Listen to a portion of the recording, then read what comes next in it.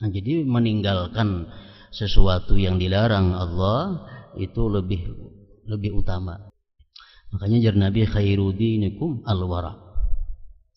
Sebaik-baik agama kamu adalah wara. Sebaik-baik amalan yang ada dalam agama maksudnya adalah wara, menjauhi yang diharamkan.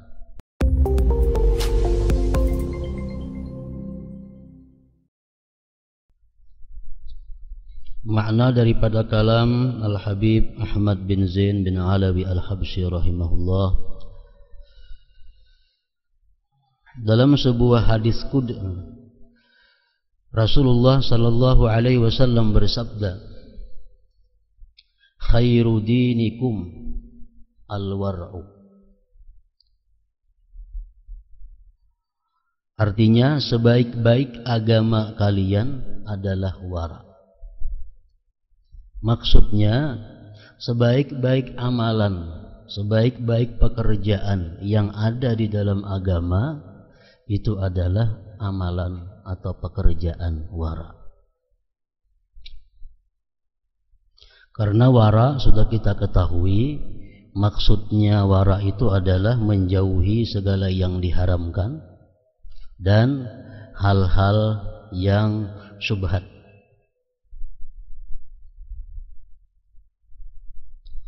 Sedangkan kita mengetahui bahwa di dalam agama kita hanya ada dua ajaran. Yang pertama, melakukan apa yang diperintahkan. Yang kedua, meninggalkan apa-apa yang diharamkan. Nah, wara ini kedudukannya di yang kedua, yaitu meninggalkan apa-apa yang diharamkan.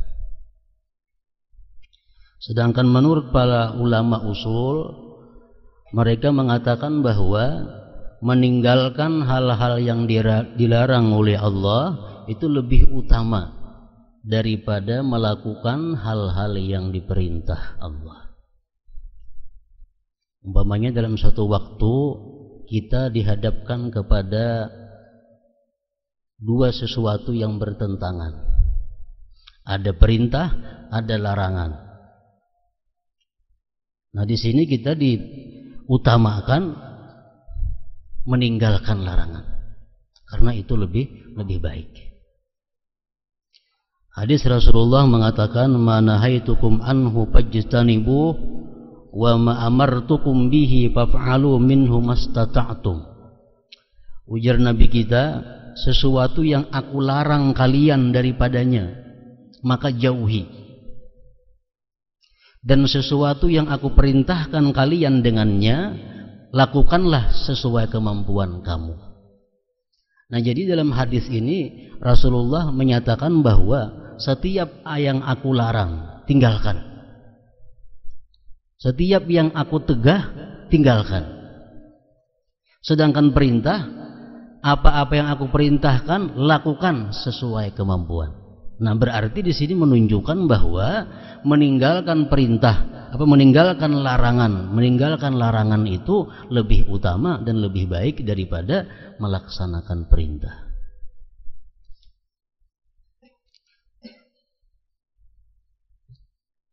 Kaidah yang demikian bahwa meninggalkan larangan lebih utama daripada melaksanakan perintah itu satu kaidah.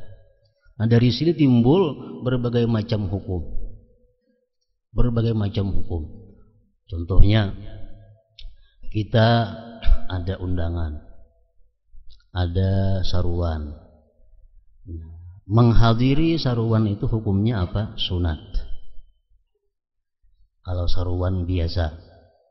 Kalau menghadiri saruan walimah perkawinan hukumnya adalah wajib. Nah, ini perintah. Sekarang kita ada seruan untuk menghadiri walimah. Walimah ini lain akad nikah. Walimah ini sesudah akad nikah. Kalau kita menghadiri saruan akad nikah itu sunat. Nah, karena menghadiri resepsinya, nah itu nang wajib. Jadi jangan terbalik, dikira kita menghadiri akad nikah itu nang wajib, padahal itu ada. Nang wajib itu menghadiri acara bearuhan sesudah akad nikah. Seorang malam nikah siang ba'ruhan nama hadiri siangnya itu wajib. Jadi ada seruan walimah perkawinan, diperintahkan kita wajib menghadiri. Tapi kita mengetahui di tempat walimah itu ada hal-hal yang munkar. Hal-hal yang munkar. Misalnya di situ ada sutra yang dipakai untuk laki-laki, atau misalnya di situ ada berbaurnya laki-laki dan perempuan, atau di situ ada tukang jaga-jaga tamu perempuan yang membuka aurat, itu munkar. Nah sekarang kita kalau kita melakukan kewajiban menghadiri walimah, tapi di situ ada munkar, nah mana yang kita utamakan? Nah di sini ijtinab munkar, menjauhi yang munkar itu lebih utama, gugur kewajibannya. Jadi kita kada wajib lagi menghadiri walimah apabila kita yakini, kita ketahui di situ ada munkar, nang kita kada mampu untuk merubahnya, kecuali kita mampu merubah. Saat kita datang ke situ, hagai binian itu semua masukkan rumah, masukkan. Nah ayo mengkawa kayak itu. Nanti nang munkar dipaculi semua, apa ada barang-barang munkar. Namun kita kawa macam itu, nah masih wajib kita menghadiri walimah. Namun kita kada kawa demikian, kada boleh kita menghadiri itu. Nah jadi meninggalkan sesuatu yang dilarang Allah itu lebih utama daripada melakukan yang diperintahkan. Makanya jar Nabi khairuddinikum al-wara. Sebaik-baik agama kamu adalah wara. Sebaik-baik amalan yang ada dalam agama maksudnya adalah wara, menjauhi yang diharamkan. Sembahyang wajib. Nah, sembahyang itu wajib. Tapi sekarang umpamanya kita berada di suatu tempat nang haram sembahyang di situ.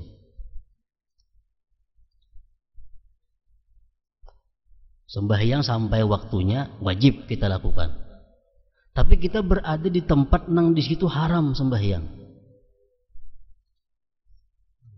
Kalau kita keluar dari tempat ini, sembahyang keluar waktu. Kalau kita sembahyang di sini, kada diizinkan oleh ampunnya. Nah, kayak apa? Nah, kita diwajibkan meninggalkan tempat itu, karena sembahyang di tempat nang boleh walaupun sudah di luar waktunya. Nah, jadi artinya apa? Meninggalkan yang dilarang itu lebih utama. Khairuddinikum al-wara.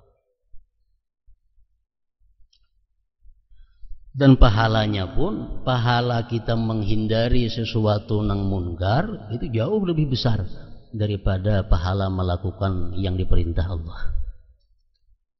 Kita mampu menahan diri sehingga kita bisa meninggalkan yang dilarang, itu pahalanya lebih besar daripada kita melakukan satu perintah Allah Subhanahu wa taala.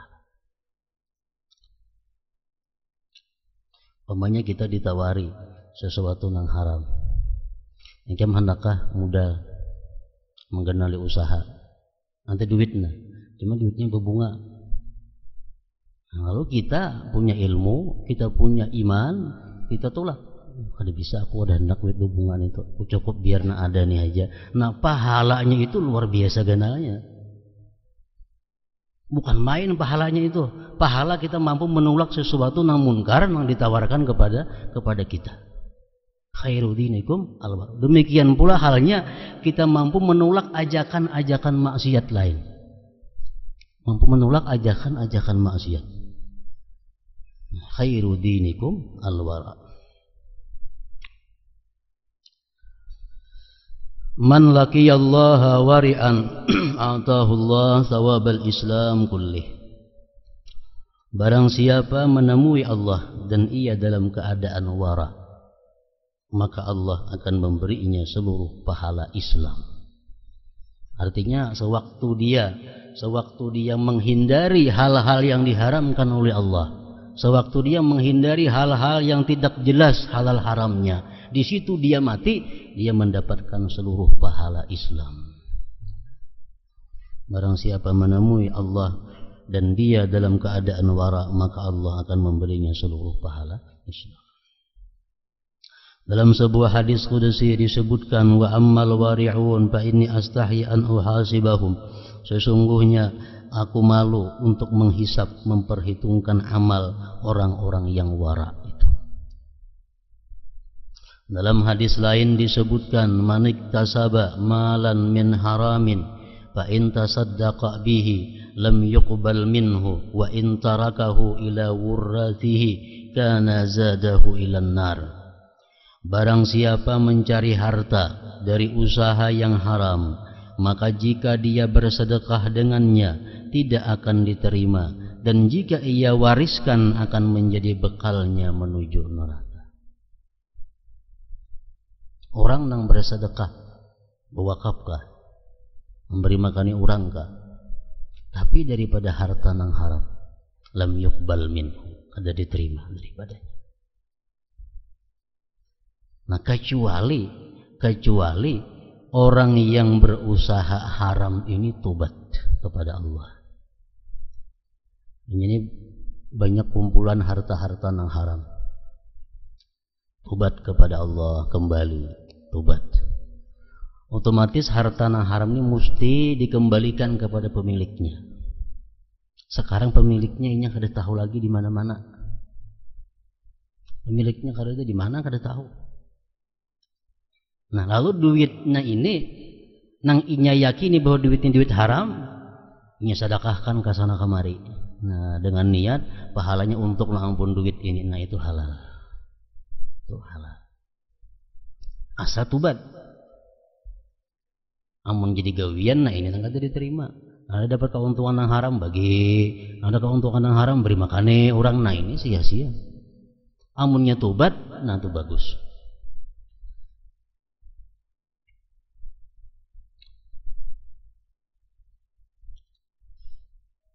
Tobat dan kada kau lagi mengembalikan duit itu ke pemiliknya. Miliknya kada diketahui lagi di mana-mana orangnya. Nah, itu ini digunakan duitnya untuk memberi makani orang, untuk maulah ini, maulah itu, kepentingan umat, pahalanya sagan nang ampun duit itu. Nah, ini halal dan berpahala itu.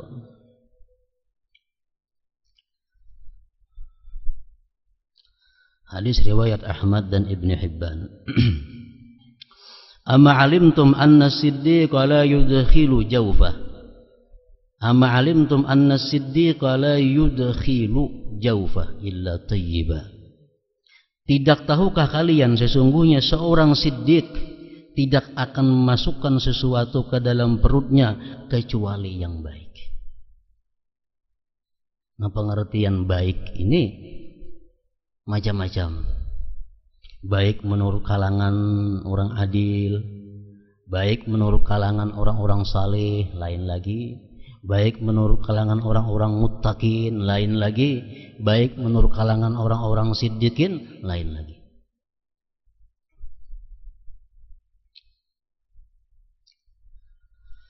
Al-Fudail rahimahullah berkata, barang siapa mengetahui apa yang masuk ke dalam perutnya, maka Allah mencatatnya sebagai seorang siddiq. Artinya ia meneliti apa-apa yang masuk dalam perutnya, kada sembarang masukkan artinya ke dalam perutnya. Allah mencatat dia sebagai seorang siddiqin. Ibrahim bin Adham rahimahullah berkata, tidak seorang pun dapat mencapai kedudukan yang tinggi di sisi Allah kecuali orang yang mengetahui apa yang masuk ke dalam perutnya. Maksudnya adalah kada sembarang masuk ke dalam perutnya itu kecuali yang ia yakini halalnya. Ibnu Abbas radhiyallahu anhuma berkata, Allah tidak akan menerima salat seseorang yang di dalam perutnya terdapat sesuatu yang haram. Berapa hari Allah akan menerima? Menurut sebagian ulama 40 hari.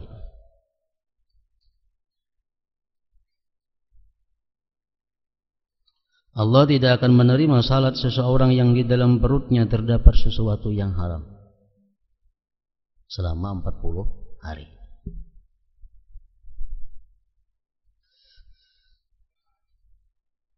Ada hadis Nabi mengatakan, man akala haraman lam yuqbal minhu sarfan wala adla. Orang yang makan yang haram tidak diterima Allah, baik ibadah sunat atau ibadah fardunya. Satu kali makan haram selama 40 hari. Satu tiguk minuman yang haram selama 40 hari.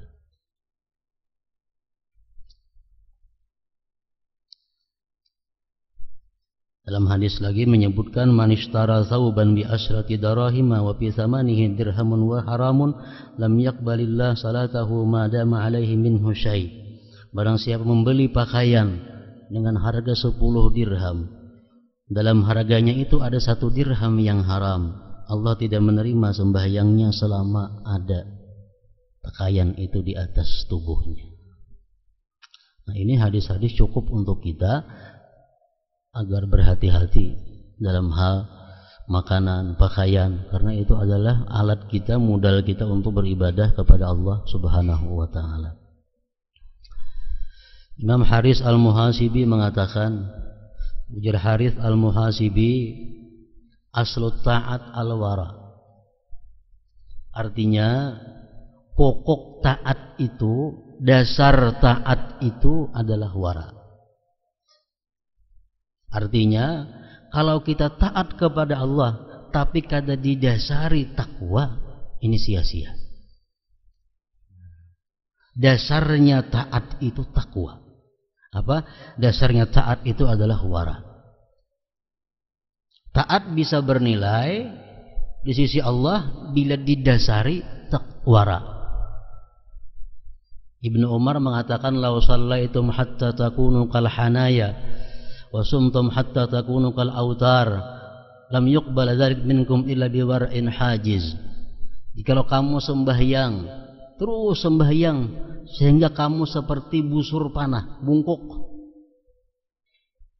dan kamu puasa terus menerus sampai awak kamu, badan kamu seperti tali gambus, tali gitar, kurus, artinya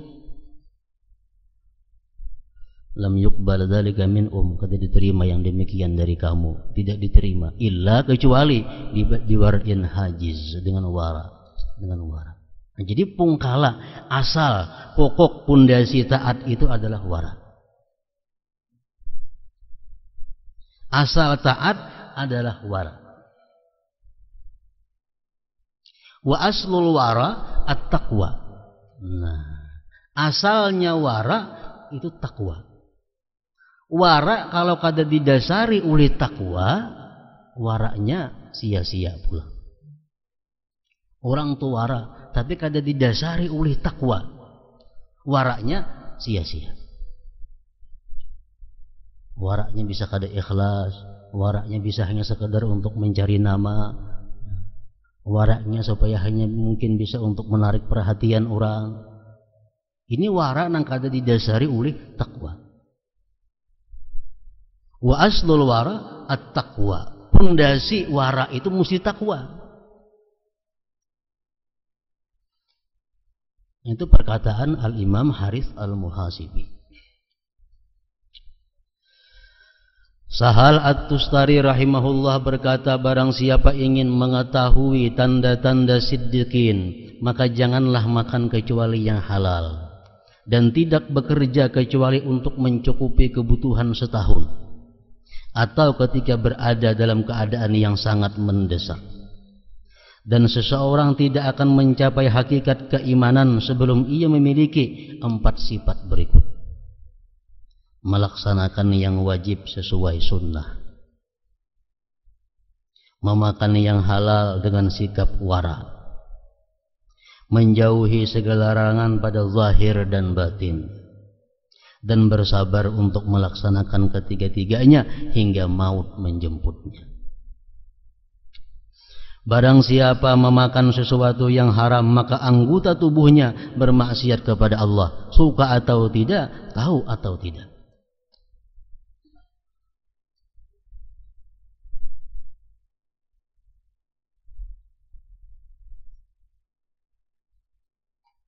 Jadi orang makan yang haram itu artinya mau kada mau, sadar atau kada sadar, anggota tubuhnya itu mengarah kepada yang haram pula. Sama halnya nang halal. Man akalal halal arba'ina yawman nawwarallahu qalbahu ajra ya nabi al-hikmah min qalbihi ala lisanih. Ini hadis Rasulullah. Siapa memakan yang halal 40 hari, tiap hari makan yang halal, Allah terangkan hatinya, Allah alirkan sumber hikmah dari hatinya kepada lisannya. Artinya apa? Orang yang makan harta yang halal itu hatinya bercahaya dan kata-katanya mengeluarkan hikmah, kata-katanya mengeluarkan ilmu.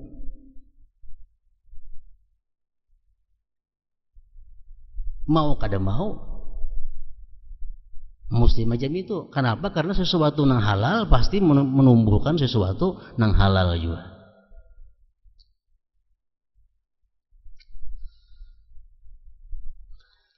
Tingkatan wara. Ketahuilah, haram adalah sesuatu yang dilarang oleh syariat, baik karena zatnya seperti khamar dan babi, atau karena usahanya seperti harta yang diperoleh dengan mencuri, riba dan sejenisnya. Sebagaimana telah dijelaskan oleh para ahli fikih, wara terhadap segala yang haram hukumnya wajib, dan tidak bersikap wara terhadapnya merupakan perbuatan fasik dan maksiat yang akan membuat Allah murka dan memasukkannya ke dalam siksa api neraka.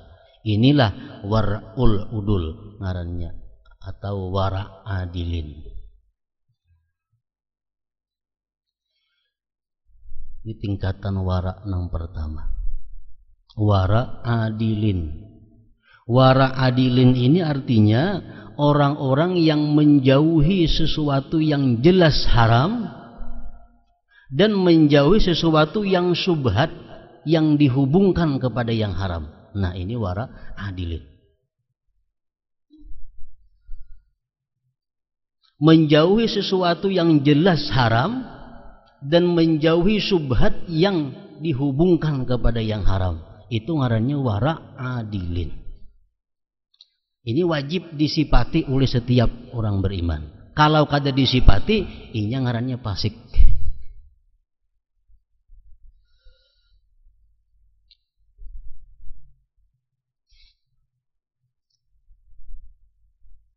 Contohnya, minggu dahulu orang menimbak burung lawan senapang angin, timbaknya burung gugur, cari gugurnya pas ke sumur nang diisi banyu.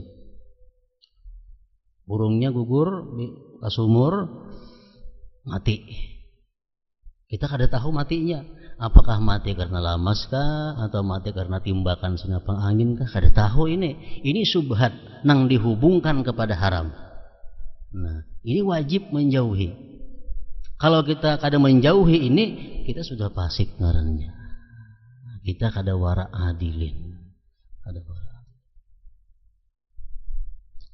Contohnya lagi, orang yang sebagian besar hartanya berasal dari yang haram. Orang yang sebagian besar duitnya berasal dari yang haram. Nah, di situ ada tambahan sedikit yang halal.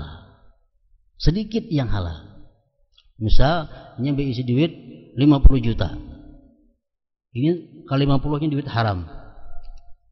Dapat warisan ada 1 juta nang halal. Sedikit nang halal. Lalu orang ini hendak menyarui kita. Wajib ditolak. Orang ini hendak memberi kita hadiah, wajib ditolak. Orang ini hendak menukari barang kita, wajib ditolak. Orang ini hendak menyiwa ampun kita, wajib ditolak. Kenapa? Karena ini orang subhat yang dihubungkan kepada yang haram. Subhat yang dihubungkan kepada yang haram. Menukar apa kalawan kita? Kita ada boleh juali. Kenapa? Karena orang ini sebagian besar hartanya haram, nah halalnya sedikit. Kalau kita melakukan muamalah dengan orang ini, Melakukan muamalah artinya menerima pemberiannya, menolaki saruannya, menjuali tukarannya, menukari ampunnya, itu kita fasik. Karena keluar daripada wara adil.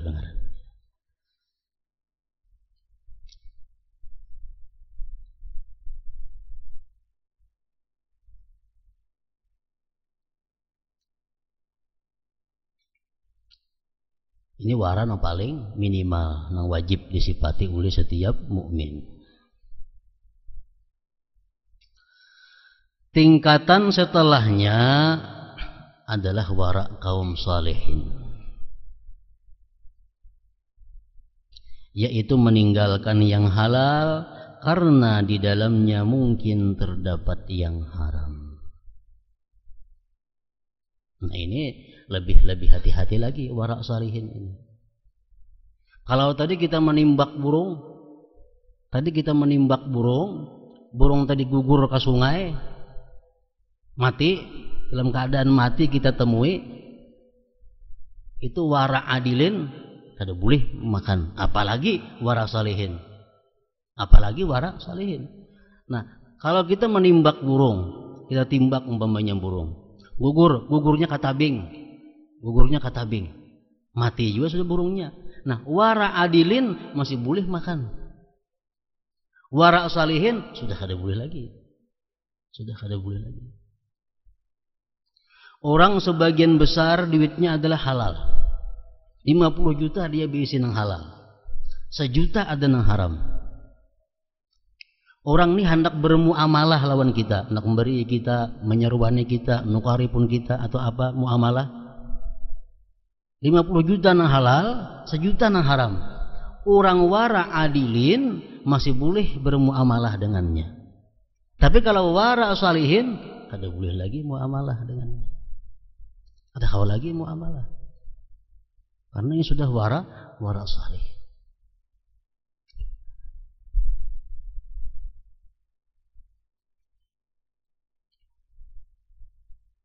$50 juta yang halal, 1 juta ada yang haram. Orang wara adilin masih boleh aja bermuamalah lawan orang ini, berhubungan kerjasama usaha atau masih boleh. Tapi kalau wara salihin sudah kada kawa lagi. Kenapa? Karena ada haram walaupun sedikit. Nah ini wara salih ngarannya.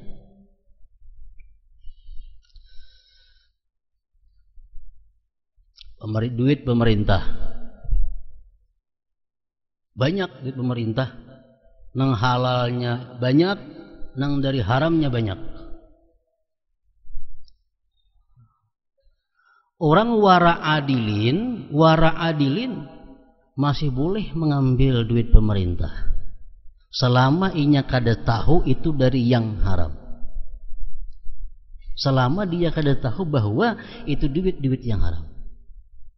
Jadi orang wara adilin ini boleh aja jadi pegawai negeri, boleh. Gaji pemerintah duit di mana gajinya? Jelas nang halal ada, nang haram ada. Diunjuk ke kita kemana? Kada tahu kita. Nah kalau kita wara adilin, ambillah gajiannya nito. Ambil aja gajiannya, tiap bulan kita begawi, pensiunannya ambil saja pensiunnya. Pemerintah berbagi duit orang-orang miskin 300.000 3 bulan. Kada tahu duit apa ini, haram kah halal, kada tahu.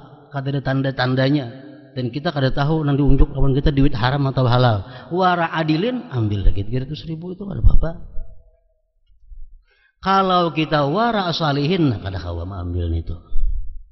Orang wara salihin kada kawa jadi pegawai negeri. Kada kawa ambil duit gaji. Nah, jadi orang-orang pegawai negeri misalnya sudah pensiun, anak jadi wara salihin, jangan lagi diambil gaji itu. Hendak mengambil beriakan semua duitnya, lawan nang perlu. Amun hendak jadi orang wara salihin. Ini wara nang tingkatannya nomor 2.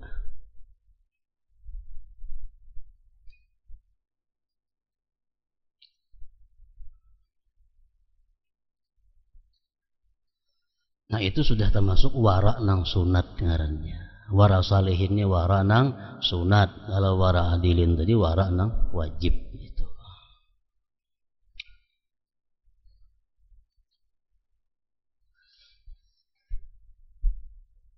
Tingkatan berikutnya adalah wara muttaqin, yaitu meninggalkan sesuatu yang halal tidak syubhat dan telah difatwakan kehalalannya karena khawatir membawa ke hal-hal yang haram.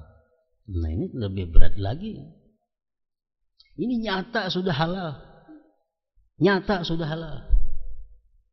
Tapi ini kalau aku ambil, bisa-bisa kena aku jadi maksiat. Bisa-bisa. Nah, kalau kena membawa ke maksiat, ini baik kada usah. Padahal nyata halal. Nah, kalau wara salihin itu ambil aja, kada apa-apa.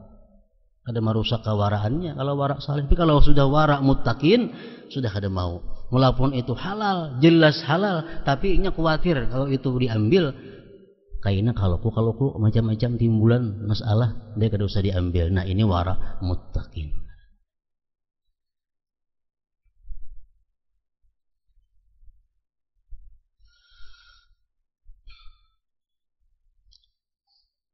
Tingkatan setelahnya adalah wara siddiqin, meninggalkan segala sesuatu yang tidak pantas untuk menguatkan atas ibadah.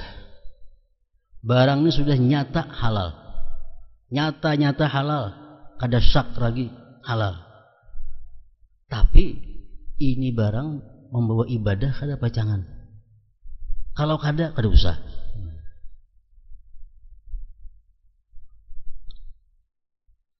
Sesuatu yang tidak pantas untuk menguatkan atas ibadah, sesuatu yang dikerjakan bukan karena Allah, dan segala yang diperoleh lewat perantara sesuatu yang makruh atau maksiat, meskipun zatnya halal.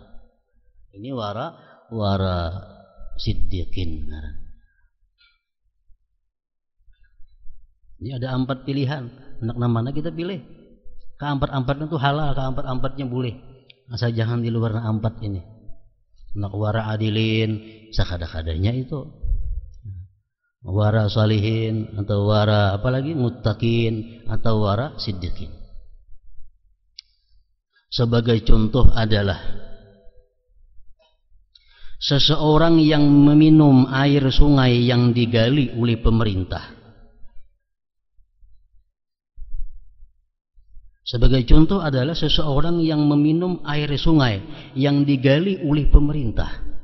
Ini sudah kada wara lagi menurut siddiqin, wara siddiqin. Padahal banyunya banyu Allah Ta'ala, ampunnya banyu hujan. Banyunya umpat di sungai Ganal. Sumbernya menyusuri sungai Ganal sana, cuma mengarukakan ini good kepada kita di pemerintah. Orang wara siddiqin nggak ada mau lagi minum banyu di situ. Kenapa? Karena banyunya melalui sungai yang dikaruk oleh pemerintah. Pemerintah duitnya campur aduk halal dan haram. Nah, itu wara siddiqin. Ada habis telepon, ada habis leading.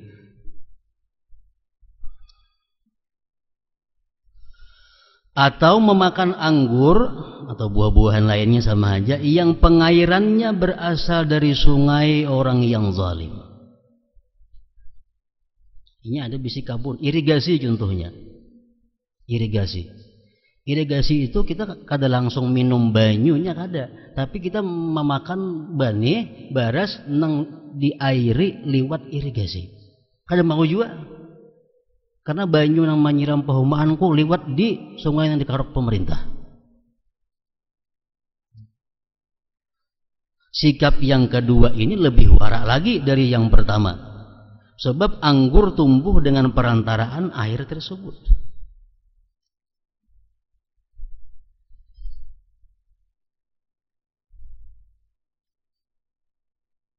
Wara yang lebih hebat dari ini adalah penolakan Zunnun al-Misri rahimahullah atas makanan yang dibawa oleh penjaga penjara.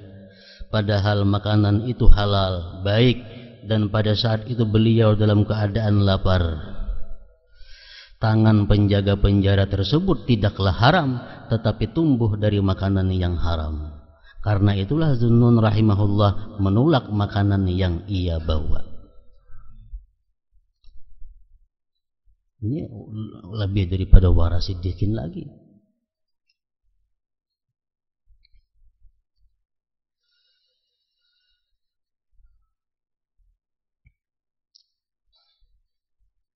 Inilah permulaan wara siddiqin, yaitu meninggalkan segala hal yang syubhat dan makruh.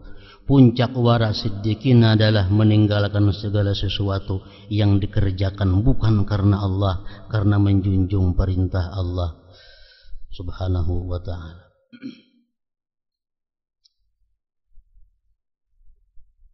Abul Lais Samarkandi,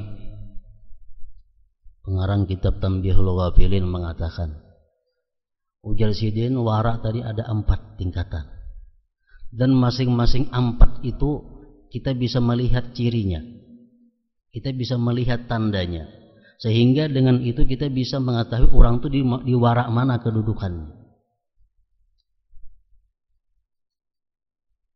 Wara adilin contohnya, wara adil, wara yang paling rendah, wara yang hukumnya wajib. Ujar sidin ini ada mempunyai 10 tanda, ada 10 alamat. Bila orang mampu menjaga 10 ini, berarti dia termasuk wara adil.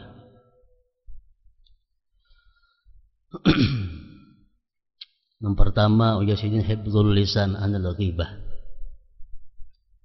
mampu menjaga mulutnya daripada mengumpat.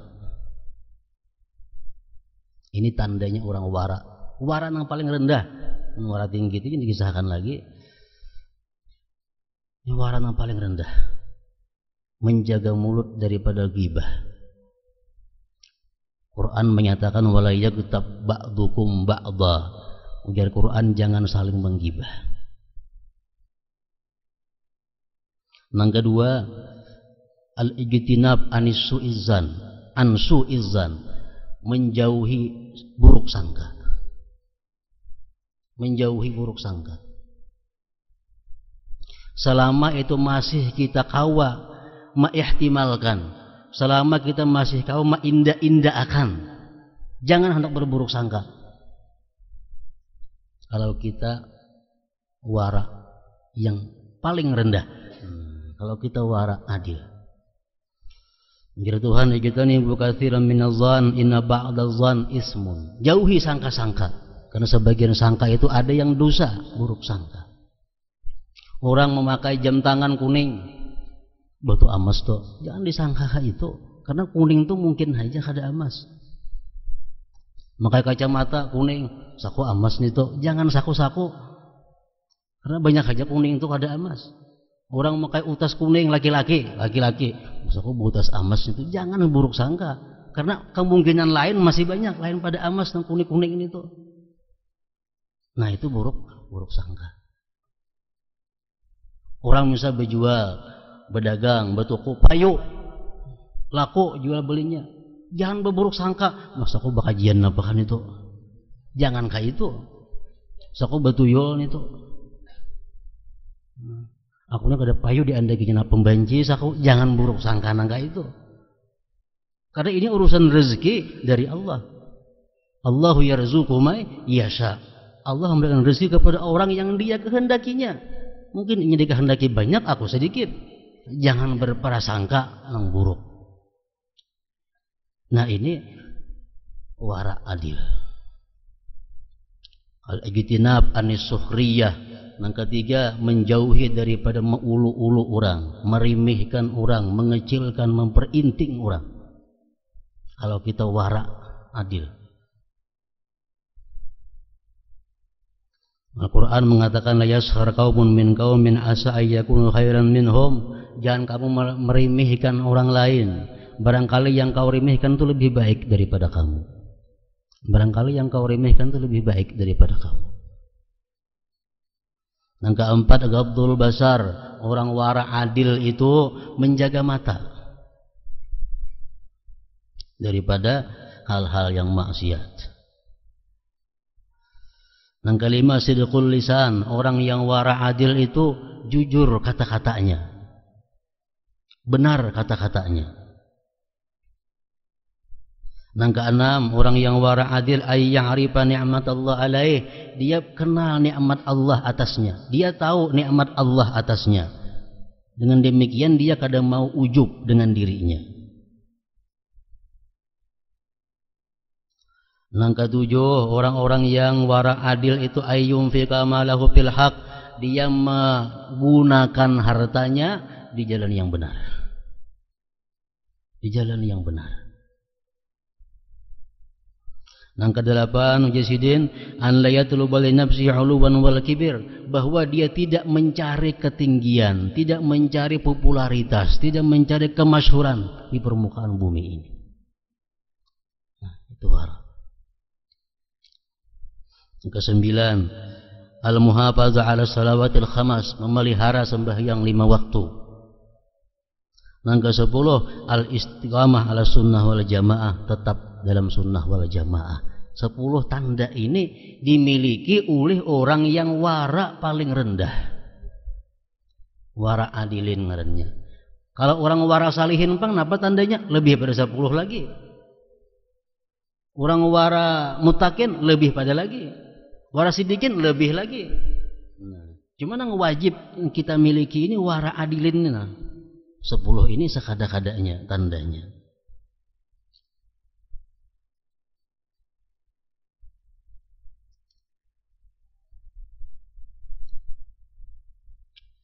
Allah Ta'ala berfirman, Qulillah thumma dharhum fi khawdihim yal'abun. Katakanlah Allah, kemudian biarkanlah mereka bermain-main dalam kesesatan.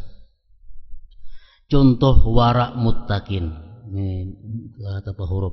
Contoh wara muttaqin bacaannya.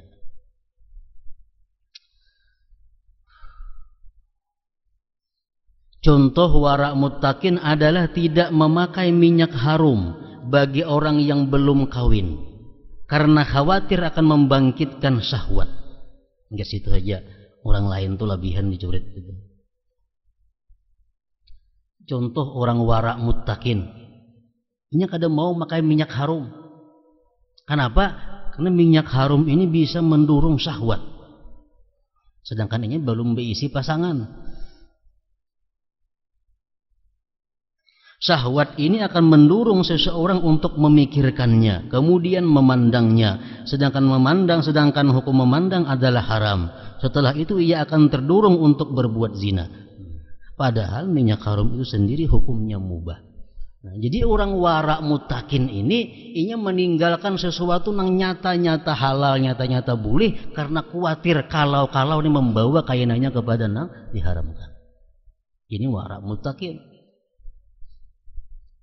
Kadang memandang kepada kekayaan orang. Orang wara mutakin ini kadang kalau melihat TV. Orang wara mutakin kadang boleh melihat rumah-rumah orang nang baik, kendaraan orang nang baik. Kenapa? Kalau kau kena hati kepingin hendak memiliki seperti itu, akhirnya kena mencari duit, akhirnya kena macam-macam digawe. Nah, ini keterangan Imam Ghazali dalam Ihya Ulumuddin. Orang wara mutakin ini kadang mau berhias diri. Berhias. Kenapa? Kalau aku ditaksir orang, karena orang berdosa jadinya aku. Ini sudah wara mutakin. Wara mutakin. Padahal berhias itu boleh aja. Berhias itu pada dasarnya boleh. Cuma walaupun ini bolehnya khawatir kalau membawa kepada nang negatif. Nah, itu kisah orang-orang wara muttaqin. Contoh wara salihin. Nah, ini wara salihin, wara nomor 2, muttaqin tadi nomor 3. Ini teranda sedikit. Contoh wara salihin adalah meninggalkan segala syubhat yang tidak wajib ditinggalkan. Nah, contoh wara salihin adalah meninggalkan segala syubhat yang tidak wajib ditinggalkan, macam menerima gaji dari pemerintah, menerima sumbangan dari pemerintah, melayani pegawai negeri nukar barang lawan inya, melayani pegawai negeri berjual beli lawan inya. Ini kalau wara salihin kada mau. Kenapa?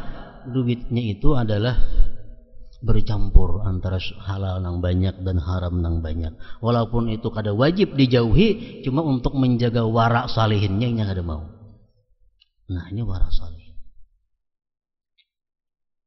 Contoh warak salihin adalah meninggalkan segala syubhat yang tidak wajib ditinggalkan. Yang tidak wajib ditinggalkan.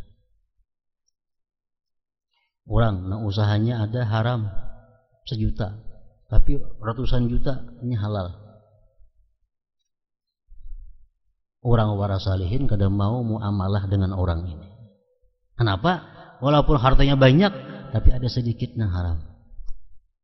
Ini sunat dijauhi, kada wajib kada.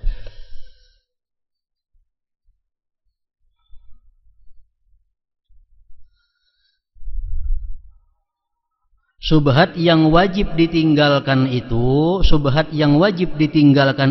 dihubungkan dengan haram. Ya kayak tadi, orang nang bisi duit 1 juta nang halal, 5 juta nang haram. Nah, ini kita kada boleh muamalah dengannya.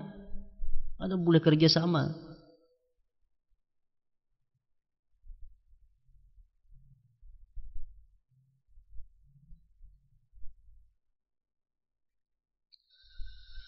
Contoh syubhat yang wajib ditinggalkan adalah sesuatu yang asalnya memang haram dan diragukan kehalalannya.